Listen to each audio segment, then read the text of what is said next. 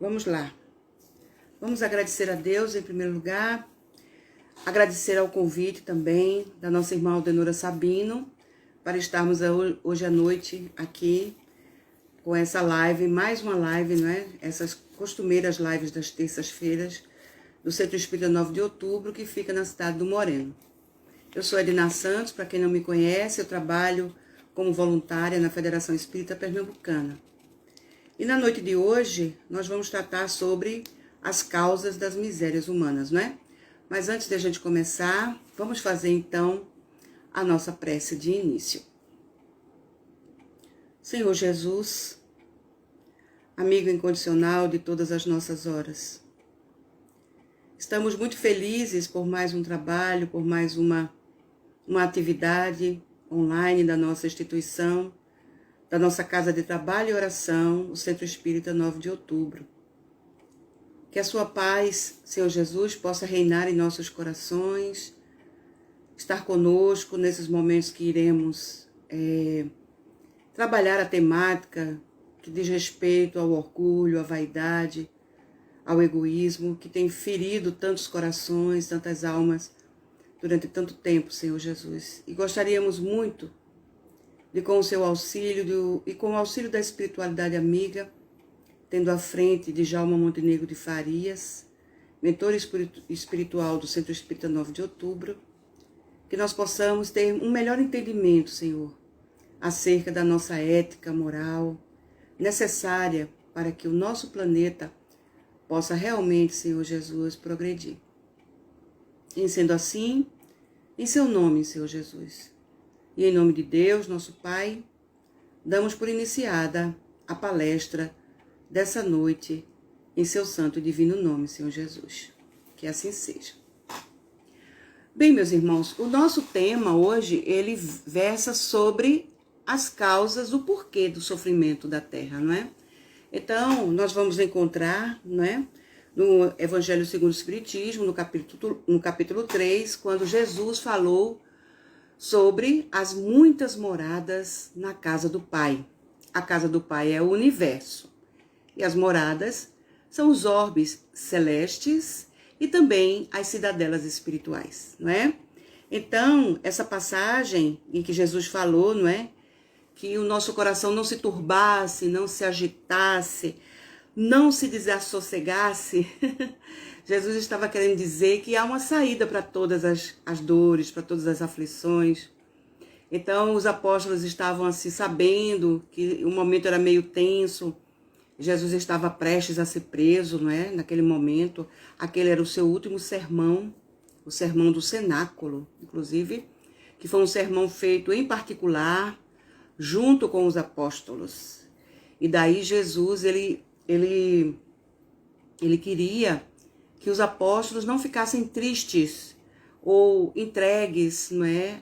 A uma espécie de letargia, de acomodação, depois que ele precisasse desencarnar. Então ele falou isso, que não se turbasse o coração daqueles homens que estavam ali à sua frente, daqueles amigos, para ele, para Jesus, crianças espirituais, né? Nós somos ainda crianças espirituais.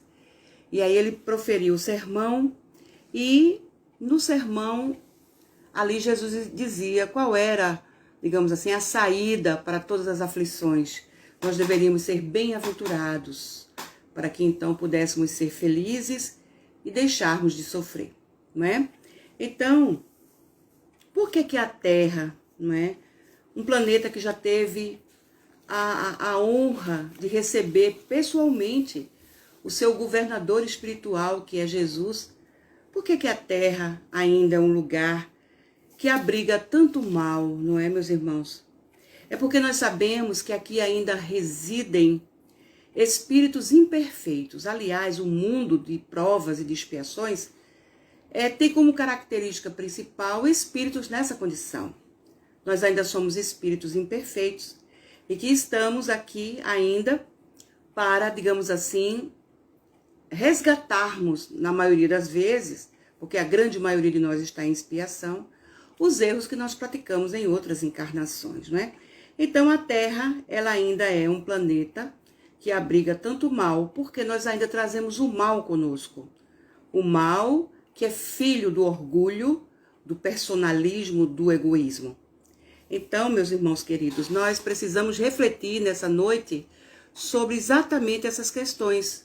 As questões do orgulho e as questões do egoísmo, não é? Então,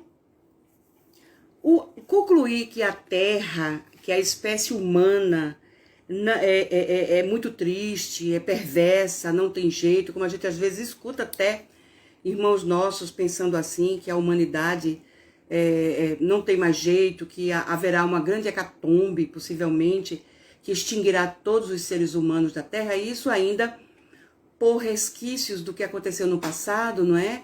Com o dilúvio. Então acreditava-se, depois disso aí, que no futuro poderia acontecer de novo uma hecatombe, ou seja, algo que destruísse o nosso planeta. Mas nós sabemos que não é assim que se sucedem as evoluções dos orbes do universo, não é? Cada planeta, cada orbe tem o seu prazo de evolução. Não somente de evolução geológica, mas também de evolução moral. E a Terra não é diferente. Então, achar que a raça humana, a espécie humana é uma coisa muito triste, é fazer digamos assim, um julgamento falso da ideia do conjunto. Por que isso? Os espíritos vão nos explicar que, na verdade, nós não somos o centro do universo, por exemplo. Nem toda a humanidade do universo está adstrita ao planeta Terra.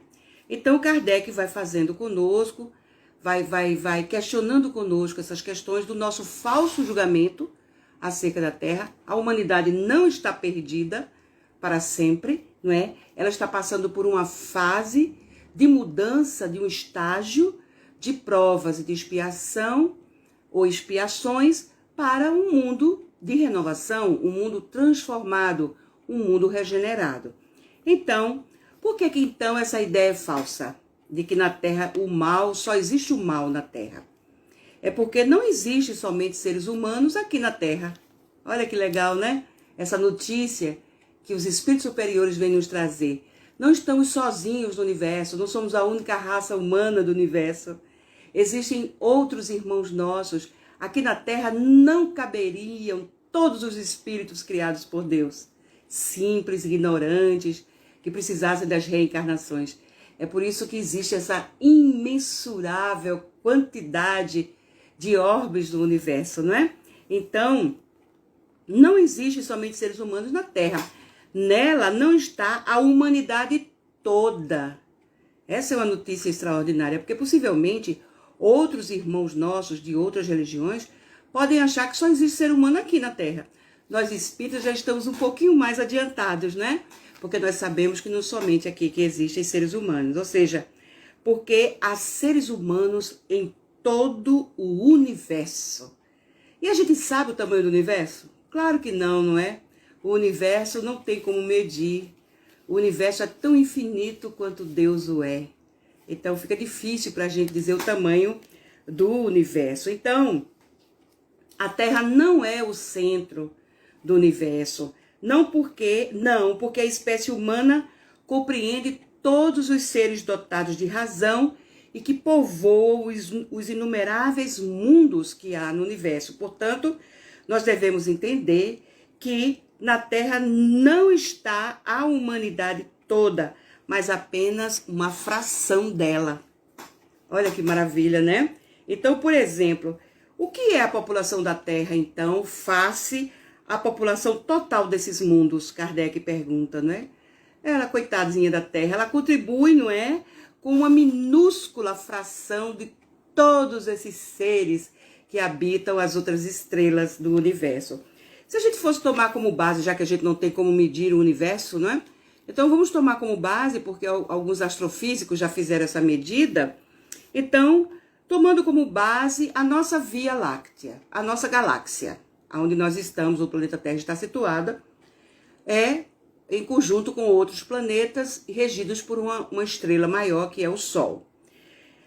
Pelos astrofísicos, a nossa galáxia, para a gente poder percorrer totalmente, nós levaríamos 105 mil 105.700 anos-luz. 105.700 anos-luz para podermos ir de ponta a ponta somente na nossa galáxia, não é? Então, e só ela, pelos últimos censos feitos pela NASA, ela possui 400 bilhões de estrelas. Então, meus irmãos, não tem como achar que a Terra, ela sozinha, coitadinha, uma Terra pequenininha, pudesse conter toda a humanidade. Só da Via Láctea ela não suportaria. Então, em verdade, hoje a Terra, por exemplo, ela conta com mais ou menos 8 bilhões de pessoas encarnadas. Nós estamos fazendo parte desse censo, não é? Desses 8 bilhões de pessoas. Então, em face da população total desses mundos, o que seria, então, essa população de 8 bilhões? Ela seria uma ínfima quantidade, até porque seria mais ou menos o que um lugarejo representaria diante de um império, de uma cidade grande. Por exemplo, aqui em Pernambuco nós temos uma cidade bem pequenininha chamada Cruzeiro do Nordeste. Ela tem pouquíssimos habitantes. Então, o que seria essa cidade chamada Cruzeiro do Nordeste diante da capital pernambucana, por exemplo? Recife, que tem mais de 1 milhão de habitantes. Então, essa é a proporção da Terra, da população da Terra, com relação aos outros orbes do universo, com relação ao próprio universo e até a nossa Via Láctea. Nós vimos que somente ela já é imensa, a gente não tem nem como medir isso aí. Os astrofísicos, eles fazem, assim, uma espécie de medida, digamos, mediana, mas não é algo que realmente seja taxativo, infalível esse número, não é? Então, nós poderíamos, por exemplo, também levar em conta o menor lugar onde existe a menor população na Terra. É o Vaticano, lá na Itália. Lá só tem 990 habitantes. Em compensação, se a gente fosse fazer a comparação do país Vaticano, porque o Vaticano é um país, não é, situado ali nas cercanias de Roma, o país mais populoso do mundo, por exemplo, que é a China. A China, ela tem 1 bilhão e 440 milhões de habitantes. Então, o que é o Vaticano diante da China, em termos populacionais? Assim, é a Terra, não é, com relação ao universo, à Via Láctea, ao universo, enfim. E muita gente até acha que já tem gente demais na Terra. Não tem, não. Mesmo ela sendo pequenininha, mas ainda tem espaço para que outros espíritos possam também vir para a Terra.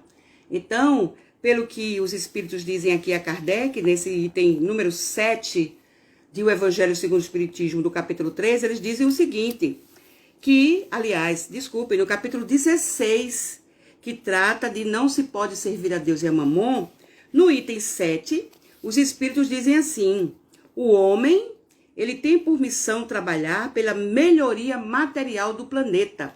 Então, a Terra, ela prospera tanto em moral, em ética, como também materialmente falando, geologicamente falando. Então, cabe a esse homem, dotado de raciocínio, desbravar a terra, sanear a terra e dispor para receber, ou seja, para que a terra fique disponível para receber um dia toda a população que a sua extensão comporta. Então, vejam, mesmo sendo a Terra um planeta pequeno, mesmo nós sendo 8 bilhões de habitantes, a Terra ainda comporta muito mais gente do que isso. Há pessoas que acreditam que já tem gente demais. Não tem, não. Essas pessoas, elas podem estar concentradas, como no caso da China, nós vimos aí, uma população de 1 trilhão, é muita gente. Então, existem concentrações de população em determinados lugares. Mas não significa dizer que há muita gente na Terra e que vai acabar comida, vai acabar água, vai... Absolutamente não. Nós sabemos que o homem progride, não é? Então, ele vai dando mais valor àquilo que Deus lhe concedeu. Claro, para que nós cheguemos a esse nível, nós deveremos nos transformar primeiro, não é? Aprendermos a ser cristãos verdadeiros, a sermos homens de bem. E isso vai levar um tempo, mas vai acontecer, significando dizer que o homem vai cuidar muito mais de si mesmo, da coletividade onde ele faz parte, e de contrapartida também ele vai cuidar melhor do planeta aonde ele vive. Então, meus queridos irmãos, nós vamos dando continuidade e vendo aqui que a destinação da Terra e a natureza dos seres que a habitam é que vai determinar esse progresso, essa melhoria que nós todos sonhamos e queremos, não é? Tanto queremos, as pessoas falam assim do mundo de regeneração como se ele fosse daqui a pouco, não é? Tamanha é a vontade de que a Terra realmente ela se transforme, ela melhore. A Terra, quando nós falamos, é ela e os seus habitantes, não é somente o planetinha, mas nós que evoluímos, porque a lei de progresso é uma lei que a gente não pode evitar. Então, claro que ao nos melhorarmos, o nosso planeta também, em conjunto conosco, vai melhorando. Então, nós não podemos comparar a Terra, como ela está atualmente, como se nela se encontrassem todos os espíritos do universo. Kardec continua com essa tese, não é? Então, os espíritos imperfeitos que fazem parte ainda da Terra, eles são capazes de assumir ainda compromissos atrozes, não é? Então, se a gente for, por exemplo, tomar como ponto de partida uma cidade, e sabemos que numa cidade existem hospitais, existem, digamos assim, penitenciárias, por que a gente usa essas duas localizações? Não é? Porque Kardec utiliza-se desses dois determinantes. Hospitais, porque a grande maioria dos habitantes da Terra são doentes da alma. Então, nós viemos aqui para a Terra para curar nossas mazelas morais. E, ao mesmo tempo, para outros, a Terra é uma prisão, onde nós viemos pagar as nossas penas, os erros que nós cometemos em outras encarnações. Então, tomando como ponto de partida uma cidade, e que ela, no caso dessa cidade, ela tem pessoas doentes, estropiadas, que são aquelas pessoas que buscam os hospitais para curarem os seus males físicos. Aqui, no caso, nós estamos usando a metáfora de que a Terra é um hospital espiritual, para que nós, como seres humanos, possamos também nos livrar das nossas dores, das nossas problemáticas do passado. E na penitenciária, quem é que estão lá? São as pessoas viciadas, as pessoas cruéis, as pessoas que cometem os mais diversos crimes. E nas regiões insalubres do nosso planeta? A África, por exemplo, nós sabemos que existe uma fome, não é, muito grande. Quantos africanos morrem de fome diariamente, não é? A gente vê isso nos jornais, na TV. Nós vemos, acompanhamos isso, lamentavelmente, e muitos corações nobres que habitam o nosso planeta já enviam dinheiro, já enviam médicos, já enviam provisões para esses países, para pelo menos minorar o sofrimento dos nossos irmãos que vivem nessas regiões insalubres, onde há focos de guerra, como é o caso do Oriente Médio, Irã contra Iraque, e Líbano contra esse ou aquele, enfim. Nós vemos como ainda há muita miséria, muita tristeza, tudo isso causado pelo nosso orgulho e pela nossa vaidade, não é? A Terra, portanto, ela é isso tudo aí. A Terra é um hospital, a Terra é uma penitenciária, a Terra é um lugar insalubre, enfim. Então, tudo isso é porque ainda reside aqui aflições e elas são maiores do que os momentos felizes. Então, nós temos mais momentos de aflições do que momentos de alegria, de felicidade, de prazer. Uma vez que esses lugares ainda não são a morada da felicidade. A felicidade verdadeira, aquela que dura, não aquela felicidade de um momento e depois aquele momento vai embora, acaba, não é? Não nesse sentido.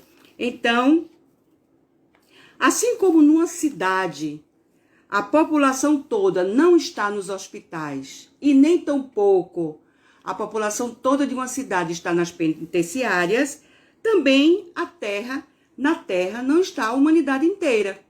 Portanto, pensar que só existe gente aqui é um erro de observação. segundo o nosso codificador. E há que chegar o tempo, por isso que o Espiritismo caminha ao lado da ciência, e que vão ser descobertas comunidades em outros planetas. As sondas espaciais já encontraram planetas semelhantes ao nosso, não é? Onde existe água, oxigênio e outros elementos naturais que são semelhantes ao da Terra. O que falta agora é descobrir as pessoas que moram nesses planetas. Possivelmente os nossos equipamentos, muito embora muito sofisticados, altamente tecnológicos, mas eles ainda não captaram a presença de seres humanos nesses planetas. Eu me lembro que quando a Apolo 11, Apolo 13, não é isso? Ela foi ao espaço e o Neil Armstrong, ele disse de lá que pela visão deles lá de cima, é como se a Terra não tivesse habitantes. Eles viam os mares, eles viam os montes, a vegetação, mas eles não viam pessoas. Então, da mesma forma, pode estar acontecendo com esses outros planetas que nós já conhecemos, que são parecidos com os nossos. Então, vejam, pela nossa natureza, nós um dia vamos sair desse hospital que é a Terra. Nós também vamos sair dessa prisão que é a Terra, porque para muitas pessoas a Terra é como se ela fosse uma verdadeira prisão. Então, do mesmo modo como saímos curados do hospital, não é? A gente vai para o hospital, faz uma cirurgia e sai, não é? Melhor do que quando entrou, do ponto de vista da saúde. E também nós saímos da prisão, quando nós cumprimos as nossas penas. Então, o homem também, um dia ele vai deixar a Terra como planeta de provas e de expiações e vai buscar mundos mais felizes. Ele aí já estará merecendo essa condição. Então, para que nós possamos habitar planetas mais felizes, nós precisamos, então, estarmos muito bem, obrigado. Jesus cita isso naquela parábola do festim de bodas, quando ele diz que um homem entrou no casamento do filho do rei sem a vestimenta adequada. Jesus estava falando ali do perispírito, para que nós possamos sair de um planeta de provas e de expiações para irmos para um planeta de regeneração. O nosso corpo espiritual, o perispírito, ele vai precisar estar muito mais depurado para que nós possamos entrar em outra situação. Então, Jesus já falava dessa condição, não é? Necessária para que todos nós possamos um dia habitar o nosso planeta de regeneração. Então, nós podemos sair da Terra como apenados, ou seja, aqueles que cumpriram penas, que resgataram seus débitos do ponto de vista social e moral, e ao mesmo tempo saímos do hospital, porque estaremos curados das nossas mazelas morais, das nossas mazelas espirituais, e daí poderemos adentrar a mundos melhores, né? Então, é aquela conclusão que Jesus nos deu, porque o que é que faz gerar os problemas, as dores no mundo? É a nossa ansiedade, não é? O nosso orgulho. Às vezes, por conta dessa ansiedade, mete os pés pelas mãos, o nosso egoísmo se recrudesce. Por quê? Porque estamos ansiosos pelas coisas. Somos ainda seres muito apegados às coisas do mundo, mas as coisas do mundo são muito boas também. Mas às vezes nós damos para elas os valores muito além do que elas realmente merecem. Daí as misérias, daí os sofrimentos, daí as aflições. Então nós podemos dizer que as grandes causas das misérias humanas, elas são advindas do próprio ser encarnado. No nosso caso, nós que somos espíritos imortais e que estamos encarnados na Terra. Então o homem, ele é a causa de todos os problemas que a humanidade enfrenta. Então, meus irmãos queridos, é por isso que Jesus não pode sair da nossa vida em momento nenhum, porque Jesus é o nosso caminho para Deus e o Evangelho é o mapa desse caminho que nós precisamos traçar para Deus. Então, meus amigos, nós vamos encontrar aí, nesse caso, Jesus falando para a gente que existem dois tipos de dores, nós podemos assim pensar, não é? Uma dor é aquela dor que nos machuca, uma dor, uma contrariedade que nós tivemos, uma discussão, um mal-entendido, uma briga. Isso pode gerar em nós, além das dores físicas, se houve um embate físico, não é? A dor moral. Então, essa dor é a dor que nos machuca muito. E, a depender do nosso estado evolutivo, nós poderemos nos manter na mágoa e essa dor fica lá encralacada na nossa alma. Às vezes passa de encarnação para reencarnação e essa dor não tem solução. Ou a outra dor, que é a dor que nos transforma. A gente usa um trocadilho dizendo que quando a gente não vai pela dor, ou seja, quando a gente não se melhora pela dor, a gente precisa se melhorar. Aliás, é pelo amor, não é? Quando a gente não usa o amor como instrumento, a dor, ela bate na nossa porta. Então existe a dor que nos machuca, quer seja fisicamente, quer seja moralmente, mas existe a dor que me transforma, que me torna uma pessoa melhor, que eu aprendo com essa dor. Não é? Muito embora ela esteja lá, não é, incrustada na minha alma, mas eu aprendo a lidar com ela pela tolerância, pelo respeito, pela paciência. Porque o que é a paciência? É aquela que nos dá a ciência da paz ciente, não é? Paciente, paciência. A ciência da paz é a paciência. Então, é por isso que nós precisamos nos utilizar desses instrumentos para que nós possamos vencer as misérias. Porque quando a gente fala de misérias, geralmente a gente pensa que a gente está falando somente de miséria do ponto de vista do dinheiro, das coisas materiais. Não, miséria é o sentimento ruim, é ser orgulhoso, é ser egoísta. Isso é uma miséria, é a verdadeira miséria. Porque ela pode causar não somente dor e sofrimento para o portador dela, mas para aquelas pessoas que vivem ao seu redor, não é? Então, é necessário que nós nos livremos desses sentimentos, desses comportamentos, dessas atitudes que ainda nos fazem causar misérias. Eu posso fazer isso dentro até da minha própria família, ser um elemento perturbador da minha família. Imaginem Edna como uma pessoa perturbadora da sua família, não é? As pessoas não querendo me ter como parente, como familiar, detestando a minha presença. Oh, meu Deus, que coisa horrível. No entanto, existem pessoas assim. Lamentavelmente, nós ainda encontramos no meio em que nós vivemos pessoas que são elementos de perturbação para a sua família, que se drogam, que se tornam criminosas, que renegam sua família, que maltratam os seres familiares. Dia desses, não é, um rapaz foi preso porque ele maltratava a sua mãe idosa, batia nela, não dava a ela o alimento. A senhorinha estava definhando, ela exalava mau cheiro porque ele não cuidava dela de jeito nenhum. Então imaginemos nós como seres perturbadores, causadores das misérias humanas. Esses são os verdadeiros criminosos das misérias. São aqueles que provocam as misérias morais. Jesus já falava, os escândalos são necessários, porque nós ainda somos imperfeitos. Mas ai de quem provoca os escândalos, porque aí essa pessoa, lamentavelmente, vai penar durante várias e várias reencarnações, até que a sua consciência o chame à razão e ele peça perdão a Deus e daí ele possa resgatar as suas faltas do passado. Então, meus queridos irmãos, há uma coisa que também pode inferir nas misérias humanas. Trata-se da obsessão. Então, há aquelas pessoas que agem, claro, com maldade, mas que não são os espíritos somente que causam esse mal para elas. Na verdade, os espíritos se aproximaram dela porque encontraram nela afinidades consigo, não é? Então, a gente não pode botar a culpa nos espíritos. Eu estou obsidiado, então tudo que eu fizer de errado, a culpa é dos obsessores, né? Isso no meio espírita ou daqueles que são espiritualistas. Porque há os nossos irmãos que dizem que a culpa é do demônio, né? Fulano fez isso porque foi tentado pelo demônio. Quem é o demônio? Do ponto de vista fisiológico, não existe, não é?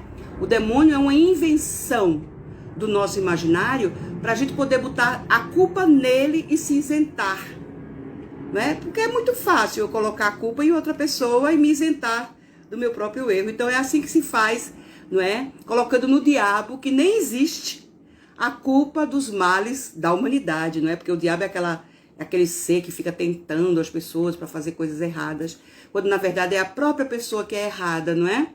É a própria pessoa que é egoísta, é a própria pessoa que é orgulhosa e ela é quem provoca os problemas, mas bota a culpa no demônio. Então, para nós espíritas, aí muitos espíritas acreditam que estão fazendo coisas erradas porque está sendo obsidiada.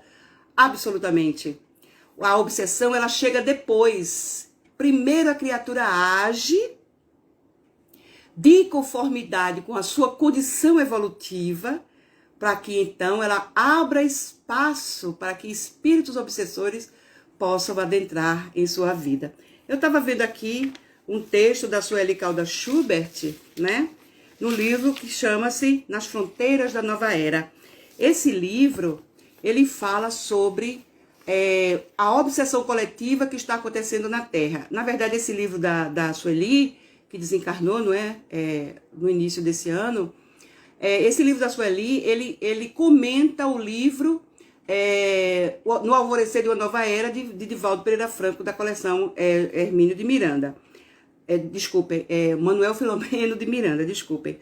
Então, há uma comunicação numa determinada casa espírita em que os obsessores, eles dizem, um deles que representa, né, os demais obsessores, ele veio para a reunião mediúnica, ele deu comunicação e ele cinicamente, ele disse que já estava disseminando no seio daquelas pessoas que estavam, né, onde eles estavam concentrando as suas mazelas, as suas perseguições.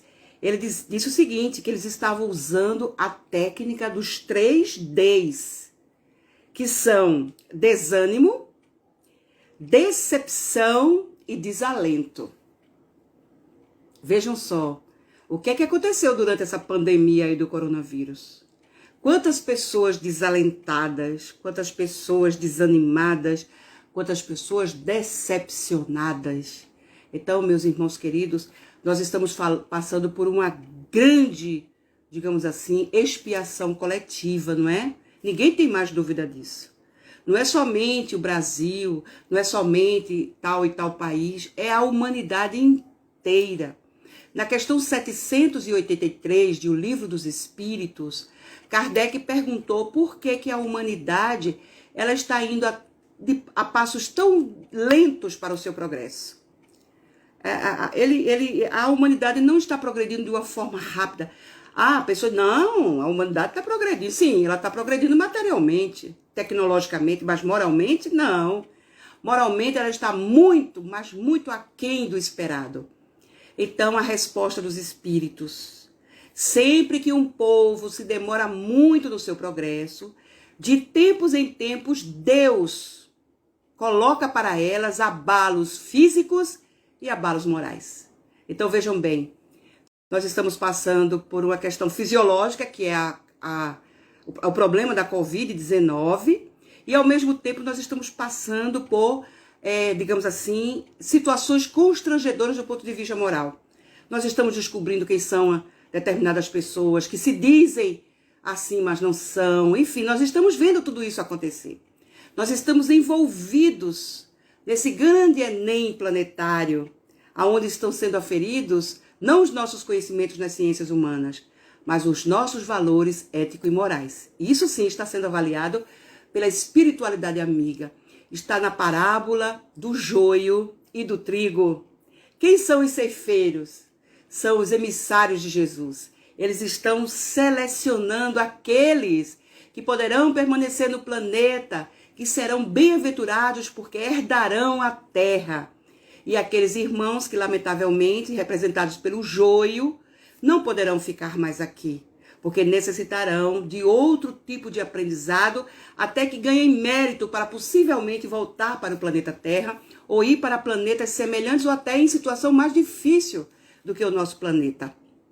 Então, o desânimo, a decepção e o desalento podem ser investidas das sombras. Por isso que nós precisamos ter cuidado, queridos irmãos, com as nossas radiações mentais. Em suma, o nosso pensamento. Aí eu estava lendo um artigo do Chico Xavier, que foi, ele psicografou a mensagem de um espírito chamado Dias da Cruz. Está num livro chamado Instruções Psicofônicas, que é da psicografia de Chico Xavier por diversos espíritos. E Dias da Cruz, ele diz o seguinte, que a alergia, ela é um produto da obsessão. Veja que coisa interessante.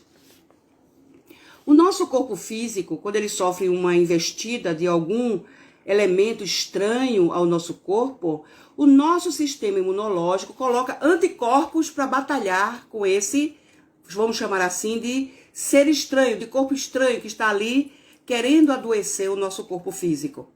E como é que isso acontece? Dentro da nossa corrente sanguínea. Então, esse corpo estranho, ele vai atacando o nosso sistema imunológico, mas que o nosso sistema imunológico fica lá se defendendo. Mas o sucesso de ele conseguir defender o corpo ou não vai depender do nosso pensamento. E quem é o agente, quem é digamos assim, o órgão de choque? O cérebro. Porque o espírito, a mente do espírito funciona fisicamente pelo cérebro, não é? A mente é do espírito, o cérebro é do corpo físico. Mas o corpo físico recebe todas as instruções pelo cérebro, que é ele que comanda e o sistema nervoso central obedece, fazendo as diversas distribuições necessárias. Existem, portanto, as nossas radiações mentais. Então, se nós estamos muito mal do ponto de vista psicológico e mental, claro que esses anticorpos não vão dar conta da invasão de corpos estranhos no nosso, não é? Então vejam, para que eu possa ficar imune de qualquer doença, da Covid, sei lá, da diabetes, de qualquer outra doença, eu preciso estar com os meus pensamentos, com as minhas radiações mentais em dia, com a positividade, com o bom ânimo, não é? Com a alegria de viver. Eu preciso ter a alegria de viver para que então o meu corpo físico ele ganhe imunidade graças às minhas radiações mentais. E aí ele diz assim, não é? Que em muitas ocasiões, isso é Dias da Cruz dizendo, em muitas ocasiões, nossa conduta pode ser a nossa enfermidade. Então, se a pessoa está doente da alma, a conduta dela vai ser condizente com essa doença da alma. E daí o seu corpo físico vai estar muito mais vulnerável a doenças, a alergias. Então, a obsessão, ela pode ser uma doença da alma que vai provocar no corpo físico as diversas doenças, por exemplo, da pele, como dermatite de contato, problemas respiratórios, por conta de ácaros, por conta de vírus. Enfim, vejam que até as nossas doenças, elas são psicossomáticas, em função das nossas radiações mentais. E aí, Dias da Cruz, ele diz o seguinte, que ela pode ser, a nossa conduta, a nossa própria enfermidade, tanto quanto o nosso comportamento pode representar a nossa restauração, a nossa cura. Então, veja, da mesma forma que o meu pensamento pode adoecer meu corpo físico, as minhas radiações mentais ou os meus pensamentos também podem ser a cura para o meu corpo físico, mas também para a minha alma, não é? E daí ele diz o seguinte, o pensamento é força, determina, estabelece, transforma, edifica, constrói ou até destrói. Então, tudo depende de mim, não depende de ninguém. Eu sou a causa da minha própria miséria. O homem é a causa das suas próprias misérias. E não as coisas externas, não fulano, não essa coisa, não aquilo. Eu sou a pessoa que construo o meu destino. Sou eu que dou, então, o devido valor à minha vida. Ou quer seja de uma vida saudável, quer seja de uma vida doentia, não é? Então está aí o Dias da Cruz dizendo que por conta disso nós atraímos os obsessores. E esses obsessores e a obsessão, ela pode provocar alergias, as mais diversas no corpo físico. Aí vem Emmanuel para nos falar da necessidade do autocontrole.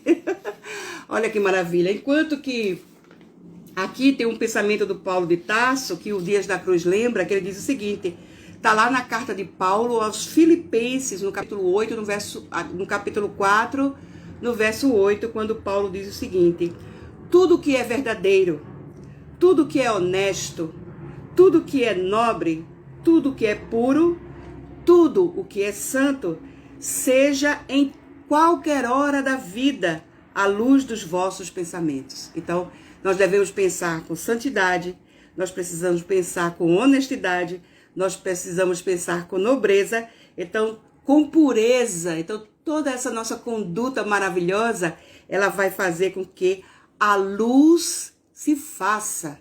Vós sois luz, já nos disse Jesus. Então tá tudo aqui, meus irmãos, em nossos pensamentos, nas nossas atitudes, não é? Então vejam bem, Emmanuel, numa mensagem que ele chama de perturbação e obsessão, está num livro chamado Alma e Coração, pela psicografia de Francisco Cândido Xavier. Ele diz o seguinte, que nós, se não estamos afundados em plena desarmonia, muitas vezes identificamos-nos em perturbação evidente. Se à frente desse ou daquele sucesso menos feliz, costumamos esquecer sistematicamente da paciência e conformação, entendimento, serenidade, então é preciso estabelecer o intervalo para a reflexão dos mecanismos da mente. Olha aí Dias da Cruz, não é? Falando sobre o cérebro como instrumento de choque entre a mente do espírito e o corpo físico dele. Então vejam como é importante estabelecer reflexão nos mecanismos da mente. Então, como é que eu estou hoje? Eu acordei meio para baixo? Como é que está o meu dia hoje? Então, essa autoanálise, ela é muito importante, meus irmãos, para que nós possamos estabelecer mecanismos de defesa contra toda e qualquer invasão que venha para o nosso pensamento. E ele diz mais, não é? A fim de que nós venhamos a fazer em nós mesmos as retificações necessárias. Eu não posso cobrar de ninguém a minha melhoria moral. Ela só depende de mim, não é? Então ele diz mais, para finalizar, ele pede que nós utilizemos, portanto, a nossa fé raciocinada. Quando ele diz assim, atendamos constantemente a esse trabalho de autoimunização mental. Eu já me imunizei da Covid, já tomei as 2 vacinas, vou tomar a 3ª, vou tomar a 4ª. Mas e a sua alma?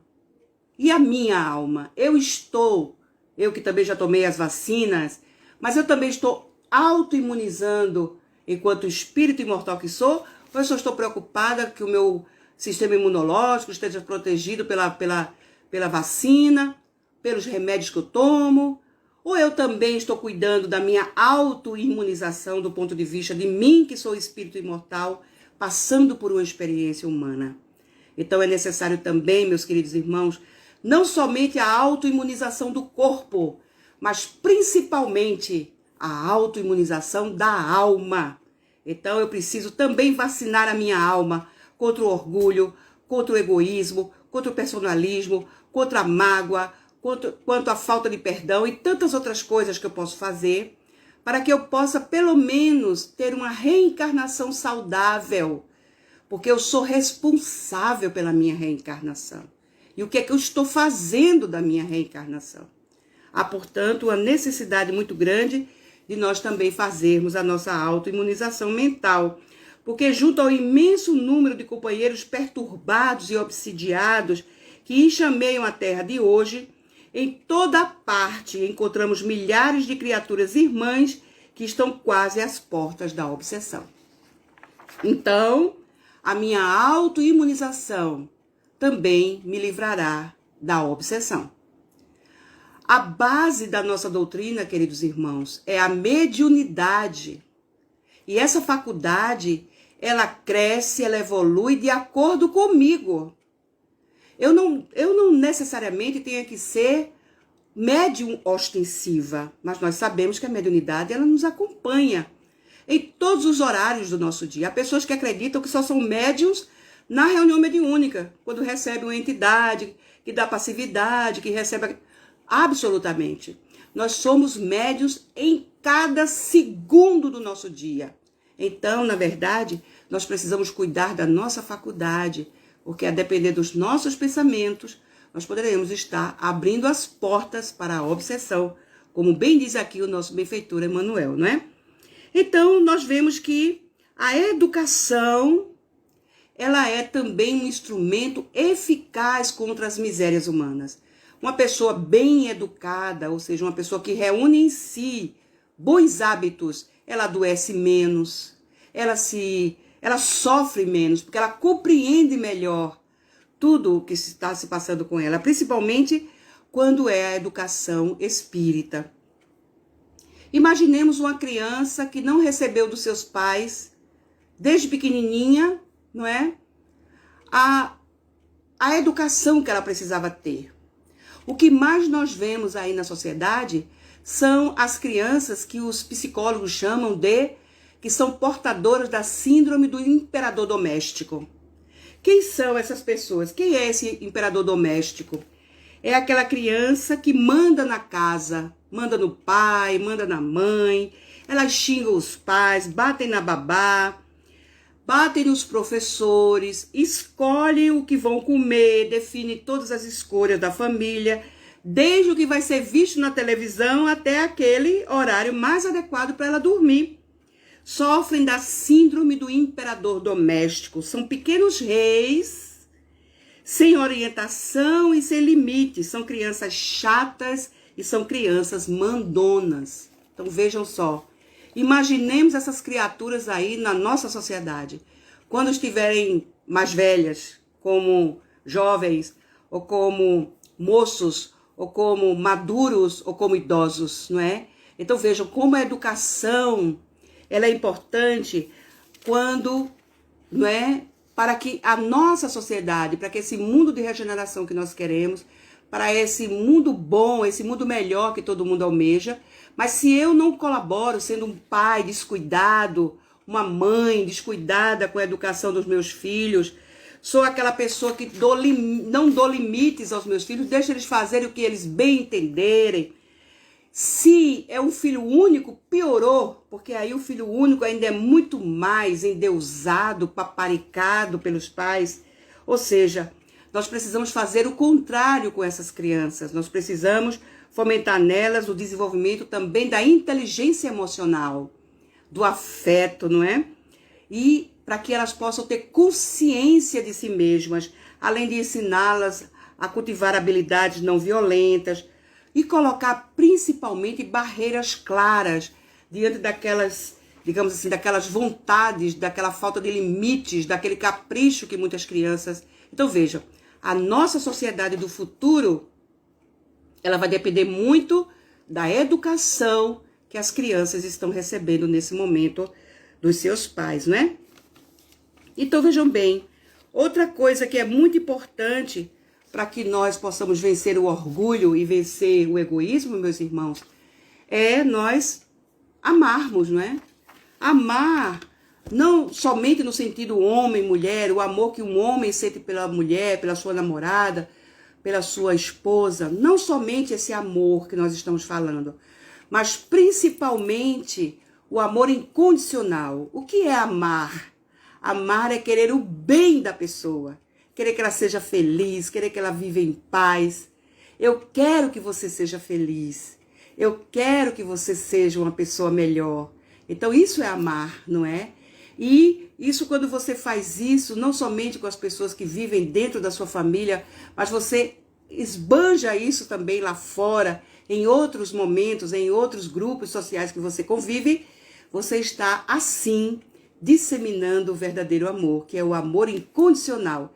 Ou seja, o amor que ama apesar de tudo e não por causa de alguma coisa. Ah, eu amo você porque você me trata bem, eu te amo porque você me ama, eu te amo porque você é bonito, eu te amo por isso. Não, não é esse tipo de amor causal, é o amor incondicional, não é?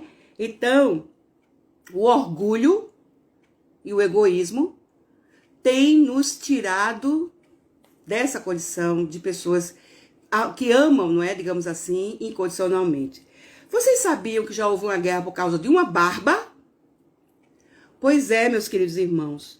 No século XII, Luís VII da França casou-se com uma uma moça chamada Eleonora, que era filha de um duque francês e que, por isso, pelo casamento dela, de Eleanor com Luís VII, ela ganhou propriedades, um condado, na verdade. Um condado era quase como se fosse um bairro inteiro aqui do Recife, por exemplo, Casa Amarela, que é um dos grandes bairros aqui do Recife, não é? Então, essa moça ganhou de dote para esse casamento com o rei Luís VII. Ela ganhou esse condado. Só que ele foi para as cruzadas, lutar nas cruzadas. Quando ele voltou, ele tirou a barba. Eleonora não gostou porque ele tirou a barba. Aí o que foi que ela fez? Ela se divorciou de Luís VII e casou-se com Henrique II da Inglaterra. Só que toda vez que a noiva se casa, ela tem que levar um dote. Ela pegou todo o dote que o pai dela tinha dado para o Luís VII e ela transferiu para o Henrique. Só que o Luís não gostou muito disso não e começou a guerra. Então vejam, o que nos leva, o que o orgulho, o que o egoísmo nos leva a fazer, uma guerra por causa de uma barba. Imaginemos que as grandes guerras que já aconteceram na humanidade podem ter acontecido por motivos muito pequenos, motivos muito por ninharias, não é? Por filigranas, bobagens, picuinhas. No entanto, o homem, por conta do orgulho, por conta do egoísmo, ele faz dessas coisas e até piores do que essa. Então a guerra começou porque o homem arrancou a barba. E a mulher não gostou. Vejam até que ponto pode chegar uma pessoa orgulhosa e egoísta, não é? Então, meus irmãozinhos, para a gente concluir, a gente vai dizer que o amor realmente é a nossa saída. E amar a si mesmo, como bem disse Jesus, amar ao próximo como amar a si mesmo, vai depender, porque é um romance que eu mantenho comigo mesmo, é um romance que vai durar a minha vida inteira, a minha imortalidade. O amor vai ser esse amor a mim mesmo, esse auto-amor, ele vai prevalecer comigo, é um romance que eu vou levar comigo para a minha vida sem fim, para a minha imortalidade. E a gente sabe que não é muito comum morrer de amor, mas tem muita gente morrendo porque não existe amor, não é? Então, aonde não existe amor, existe a dor, o sofrimento, a miséria, a indiferença, a intolerância, o desrespeito.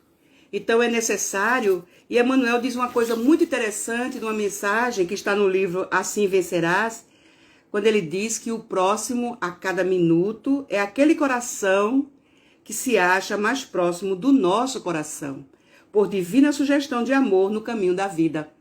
Então, quem é o meu próximo? Eu preciso identificar quem são essas pessoas, para então eu me livrar das misérias, matando o orgulho e o egoísmo, que são esses dois monstros que me perseguem a diversas reencarnações.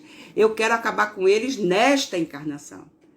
Mas Emmanuel diz o seguinte, que os santos e os heróis ainda não estão residindo na Terra, que somos espíritos humanos mistos de sombra e de luz, amor e egoísmo, inteligência e ignorância. Cada homem, na fase evolutiva em que nos encontramos, traz uma auréola de santo, mas é uma auréola incompleta, que pode ser também de rei ou então de tirano. Então, pela nossa condição ainda evolutiva, não é? O amor incondicional ainda é tão difícil de almejar. Mas eu terminaria a nossa live hoje dizendo o seguinte, que o sol há de brilhar mais uma vez, a luz há de chegar aos corações. Do mal será queimada a semente e o amor será eterno novamente. É o juízo final. A história, a luta do bem contra o mal. Eu quero ter olhos para ver a maldade desaparecer. Não é? É a música do Nelson Cavaquinho, interpretada pela nossa querida e saudosa Clara Nunes, né? Que diz que então há uma esperança, meus irmãos. Claro que sim. A lei é de progresso. Nós vamos vencer todas essas dificuldades que a vida tem nos oferecido. Quero agradecer a vocês pela presença, pelos bilhetinhos, pelos comentáriozinhos. Quero agradecer a oportunidade, parabenizar o Centro Espírita 9 de Outubro por essa iniciativa de conversar sobre assuntos tão importantes, gratificantes para a nossa vida imortal. Então vamos orar, vamos fazer a nossa prece final e agradecer a Jesus pela grande oportunidade que Ele nos concedeu. Senhor Jesus, querido irmão, querido amigo, governador espiritual do nosso planeta, guia e modelo da humanidade. Estamos muito felizes, Senhor Jesus, pela oportunidade que nos concedestes na noite de hoje. Que nós possamos ter uma excelente noite de descanso, na companhia dos bons espíritos, de nossos benfeitores espirituais, nossos amigos, anjos de guarda, que nos livram de todo perigo e de todo mal. Que nós possamos cada dia mais, Senhor, nos acordarmos bem melhores do que quando fomos dormir no dia seguinte, uma vez que o espírito não dorme, continua aprendendo, trabalhando, ajudando, colaborando na espiritualidade durante o descanso do seu corpo físico. Sê conosco, Senhor Jesus, abençoe o Brasil, nossa pátria amada, nosso querido rincão brasileiro, abençoe todo o povo brasileiro, Senhor Jesus, para que nós possamos vencer todas as dificuldades e ajudarmos a humanidade a vencer as suas, porque aqui é o coração do mundo, aqui é a pátria do Evangelho. Muito obrigada, Senhor Jesus, e assim, em seu nome, em nome de Deus, em nome de Djalma Montenegro de Farias, em nome de Itagiba, em nome de todos os mentores espirituais das casas espíritas do estado de Pernambuco, declaramos assim finalizada a nossa palestra dessa noite, e que assim seja, Senhor Jesus. Muito obrigada, gente. Obrigada, Jailson, obrigada todo mundo. Não deu para ler todos os nominhos, saber quem estava presente, mas agradeço e a gente se vê numa nova oportunidade.